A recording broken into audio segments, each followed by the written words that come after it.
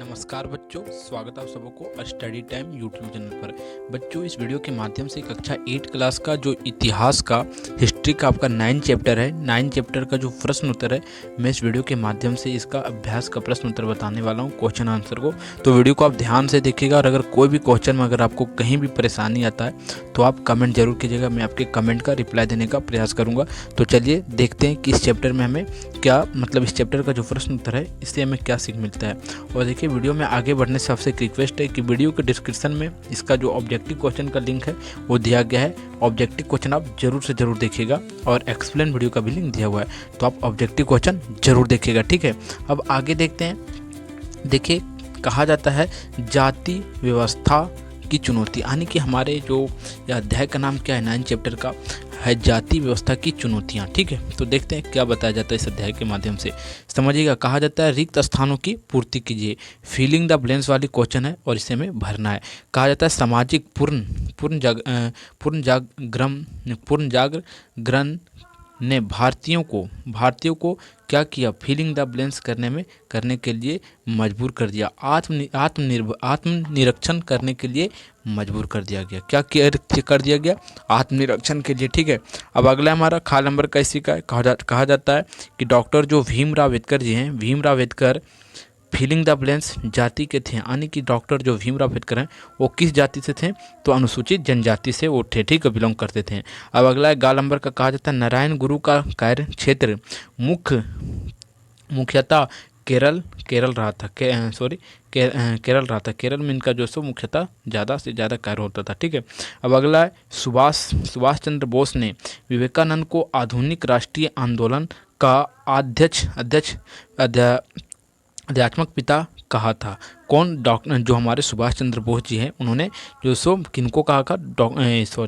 विवेकानंद, स्वामी विवेकानंद जी थे, उनसे कहा था, ठीक है। अब अगला है हमारा लास्ट नंबर का इसका क्वेश्चन है। कहा जाता है डॉक्टर आत्मराम ने प्रार्थना समाज की स्थापना की थी। कौन सा समाज की? प्रार्थना समाज की, ठीक है। उन्होंने क्या किया था? इसका संस्थापक थे, यानी कि उनकी स्थापना किया था।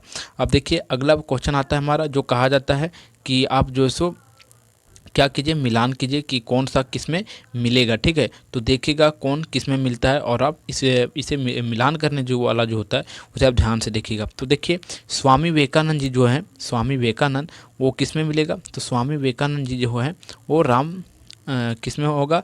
रामकृष्ण मिशन में होगा, ठीक है। अब अगला देखते हैं।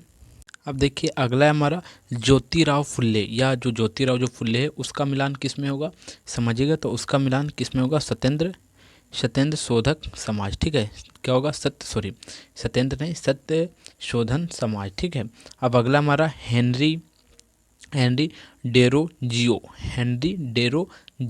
ये किस में मिलेगा? हेनरी डेरोजियो जो सो किस में होगा? क्या होगा? अंग बंगाल आंदोलन, ठीक है। ये बंगाल आंदोलन में ज़्यादा समर्थक थे। अब अगला है दयानंद सरस्वती, ये किस में होगा? ये हमारा आर्य समाज में होगा, ठीक है। अब अगला है सर शौंद अहम खान, ठीक है। ये इसमें हमारा होगा अलीगढ़ आंदोलन में जो सो, यानी कि कहने का अर्थ ये बनता है कि जो आप अगर एक्सप्लेन का वीडियो पढ़े होंगे तो आप इसे समझ अच्छा से पाए होंगे, ठीक है, कि क्या किस में मिलान हो रहा है। तो मिलान करने वाला आपने देख लिया। अब हम अगला क्वेश्चन इसका देखते हैं। अगला क्वेश्चन की ओर बढ़ते हैं, जो कि है, कहा जाता है कि निम्नलिखित प्रश्नों का उत्तर दीजिए और इन प्रश्नों का उत्तर जो हमें संक्षेप में देना है, ठीक है। तो देखते हैं कि यह प्रश्न हमें क्या कहता है और इसका उत्तर क्या है। देखिए, दूसरा नंबर का क्वेश्चन है।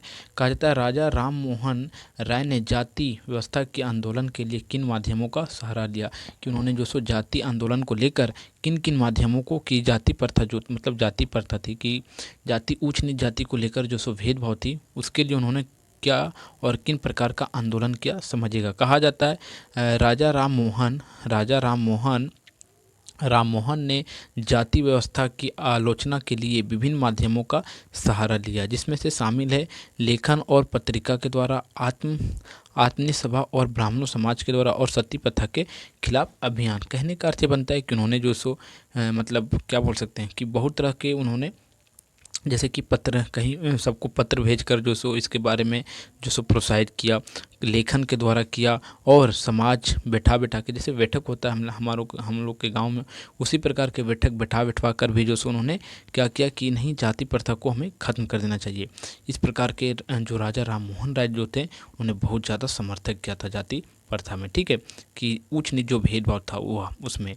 अब अगला है, कहा जाता है परमहंस मंडी के सदस्य गुप्त बैठक में गुप्त बैठक में क्या करते थे, कि उन लोग क्या करते थे, जो परमहंस मंडी के सदस्य थे, उन्हें गुप्त बैठक करते थे, यानी कि चोरी चुप का, गुप्त का अर्थ ये होता है कि चोरी चुप की बैठक करना, ठीक है। अगला कहा जाता है परमहंस मंडी के लोग बबाई में गुप्त रूप से बैठक करते थे। बैठक में मंडी के सब सदस्य इकट्ठा होकर मिलकर भोजन करते थे। और अगला कहा जाता है सदस्य अलग अलग जाति के होते थे, ठीक है।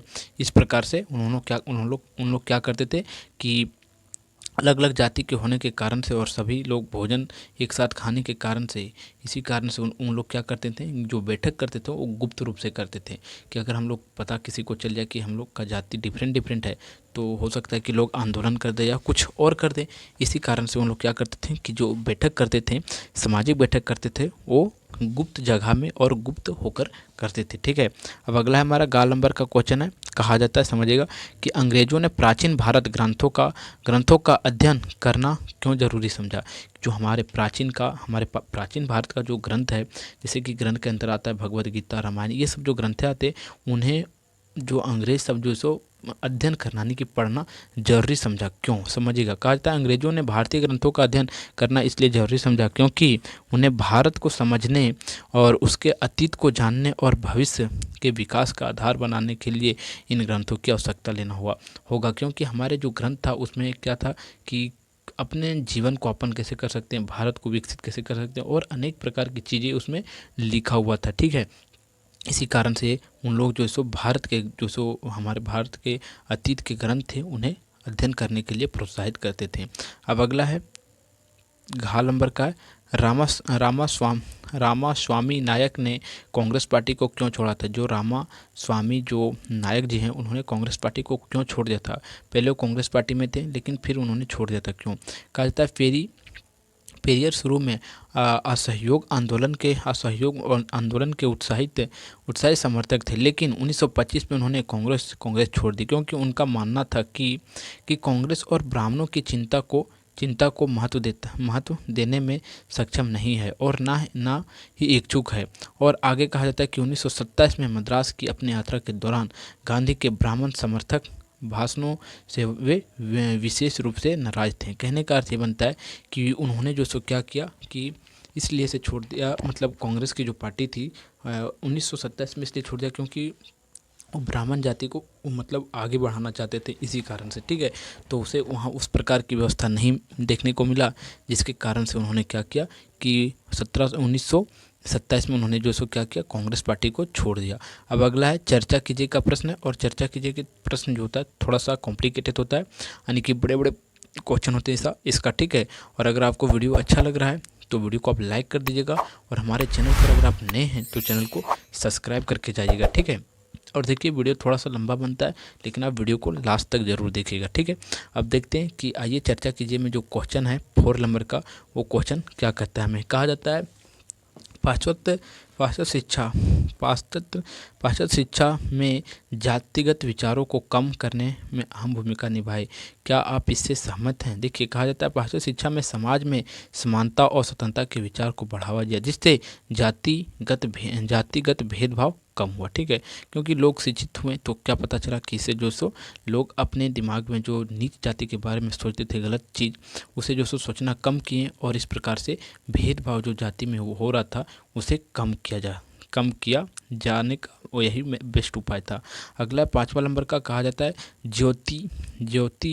ज्योतिबा फुले गुलामगिरी पुस्तक के माध्यम से क्या संदेश देना चाहते हैं। कहा जाता है गुलामगिरी में महात्मा ज्योतिबा फुले ने तत्कालीन समाज में व्यापित सभी समस्याओं का स्थान देते हुए सामाजिक मान्यताओं और कटाक्ष किया है। उन्होंने वर्ण भेद, धर्म भेद और जाति भेद, लिंग भेद आदि के केंद्र में मौजूद ब्राह्मणवादी और रूढ़वादी विचारों पर जो उन्होंने क्या किया है, प्रहार किया है, इन पर उन्होंने विरुद्ध किया है, यही बोल सकते हैं। ठीक है, इस प्रकार से आप चौथा जो पाँचवा क्वेश्चन था समझ चुके हैं। अब छठा देखिए, कहा जाता है डॉक्टर अंबेडकर ने मंदिरों में प्रवेश करने का आंदोलन क्यों चलाया था। देखिए, नीच जाति जो होते थे, जो अनुसूचित जनजाति से बिलोंग करते थे, उसे मंदिरों में प्रवेश नहीं देने दिया जाता था। तो उन्होंने जो सो क्या किया, डॉक्टर भीमराव अम्बेडकर जी ने क्या किया कि विरोध कर दिया। समझिएगा, कहा जाता है डॉक्टर भीमराव अम्बेडकर ने 1927 में मंदिरों में प्रवेश का आंदोलन शुरू किया था, और यह आंदोलन दलितों को मंदिर में प्रवेश का अधिकार दिलाने के लिए था। और अंबेडकर ने इस आंदोलन के माध्यम से हिंदू समाज में जातिगत भेदभाव खत्म करने और दलितों को सामाजिक समानता प्राप्त करने में मदद किया। ठीक है, क्योंकि उनका मानना था कि हमारे देश में जितने भी तरह के लोग हैं, सब एक समान तरह के लोग हैं, और उन्हें हर काम में फ्रीडम दिया जाए, तो उन्हें भी जो सो मंदिरों में जाने में क्या मतलब छूट दी जाए, मतलब अब जो सो उसे रोका नहीं जाता है। उन्होंने जब नियम ऐसा बनाया तब। ठीक है, अब अगला 7वां नंबर का है और लास्ट नंबर का क्वेश्चन है इस अध्याय का, जो आपका 9 चैप्टर है उसका। कहा जाता है स्वामी विवेकानंद ने विश्व धर्म सम्मेलन में भारत की अध्यक्षतात्मक शक्ति को कैसे प्रस्तुत किया। यानी कि भारत में जो सो भारत के वो अध्यक्ष बन के गए थे, ठीक है, धार्मिक सम्मेलन में, तो उन्होंने कैसा वहाँ जो सो अपना धार्मिक, हमारे देश का जो सो धार्मिक के बारे में कैसा प्रस्तुत किया, समझिएगा। कहा जाता है स्वामी विवेकानंद ने 1893 में शिकागो देश में आयोजित विश्व धर्म सम्मेलन में भारत में आत्मशक्ति को अपनी प्रभावशाली और व्यक्तिगिरी और ज्ञान के माध्यम से प्रस्तुत किया था। और उन्होंने हिंदू धर्म के सहिष्णुता और मानवता और आगे कहा जाता है कि अध्यक्षता पर जोर दिया, और इसे विश्व के सामने एक तात्संग और सार्वभौमिक दर्शन के रूप में प्रस्तुत किया। इस प्रकार से उन्होंने क्या किया कि हमारे देश के बारे में, भारत के बारे में दूसरे देश में जाकर, शिकागो में जाकर हमारे धर्म को उन्होंने प्रचार किया, अच्छा से वहाँ अपने प्रस्तुत किया। शायद ये क्वेश्चन नंबर जो सो मतलब इसका लास्ट क्वेश्चन नंबर है, मैंने आपको गलत बोला था, 8 नंबर का क्वेश्चन है वो गलत है। कहा जाता है दयानंद सरस्वती ने शिक्षा पर जोर क्यों दी। कहा जाता है उन्होंने शिक्षा पर विशेष जोर दिया ताकि भारतीय समाज में व्यापक अंधविश्वास और रूढ़िवादी विचारों को दूर किया जा सके। आगे कहा जाता है कि सत्य एवं ज्ञान का प्रचार किया जा सके। इसी कारण से जो सो उन्होंने क्या किया कि हमारा जो दयानंद सरस्वती जी ने शिक्षा पर विशेष रूप से जोर दिया। ठीक है, और इस प्रकार से इस अध्याय का जो क्वेश्चन आंसर समाप्त होता है। अगर आपको वीडियो अच्छा लगा हो तो वीडियो को आप क्या कीजिएगा, आपको पता है, आप वीडियो को लाइक कर दीजिएगा, और इस वीडियो को ज़्यादा से ज़्यादा क्या कीजिए कि अपने दोस्तों पास, अपने स्कूल ग्रुप, हर ग्रुप में से ज़्यादा से ज़्यादा इस वीडियो को शेयर कीजिए। और इसका ऑब्जेक्टिव क्वेश्चन का मैंने जो बताया है, इसका वीडियो के डिस्क्रिप्शन में लिंक दिया हुआ है, आप वहाँ से इसका ऑब्जेक्टिव क्वेश्चन जरूर से जरूर देखिए। तो चलिए मिलते हैं आपको एक नेक्स्ट वीडियो में, तब तक के लिए जय हिंद, जय भारत।